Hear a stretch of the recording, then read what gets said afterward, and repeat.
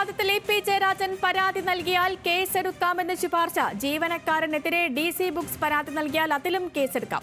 വിവരങ്ങളുമായി VS അനു ഉണ്ട്. അനു, ആദ്യം വിവരങ്ങൾ.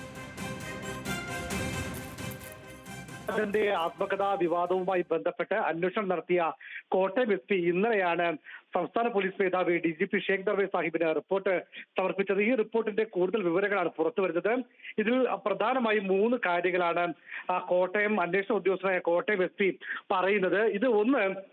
ഇത് ആത്മകഥ, ഈ പുസ്തകം, അതുമായി ബന്ധപ്പെട്ട വിവാദം ഒരു സിവിൽ സ്വഭാവത്തിലുള്ള ഒരു കേസാണ്.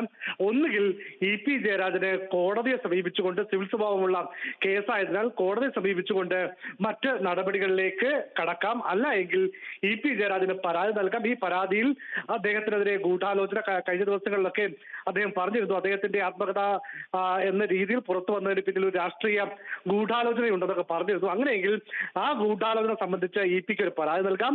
ആ പരാതിയിൽ കേസെടുത്ത് അന്വേഷണം നടത്താം എന്നുള്ളതാണ് രണ്ടാമത്തെ ശുപാർശ.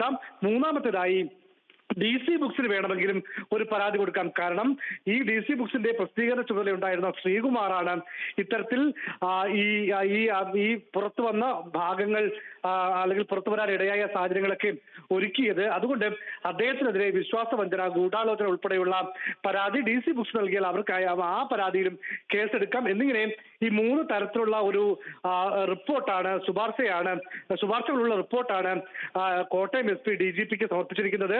ഇതിൽ മറ്റു കാര്യങ്ങളുണ്ട്. അതായത് കേസ് എടുക്കണമോ അല്ലെങ്കിൽ കേസ് പരാതി ഉണ്ടോ എന്നുള്ള കാര്യങ്ങൾ DC ബുക്സിനെയും പോലീസ് ബന്ധപ്പെടും. DC ബുക്സിനെയും പി ജയരാജനെയും അറിയിക്കുമെന്നാണ് നമുക്ക് മനസ്സിലാക്കാൻ സാധിക്കുന്നത്. ശരി അനു, പി ജയരാജനെ പാർട്ടിയെ വലിയ പ്രതിരോധത്തിലാക്കിയതായിരുന്നു തിരഞ്ഞെടുപ്പ് ദിവസം പുറത്തു വന്ന പി ജയരാജന്റെ ആത്മകഥയിലെ പരാമർശങ്ങൾ.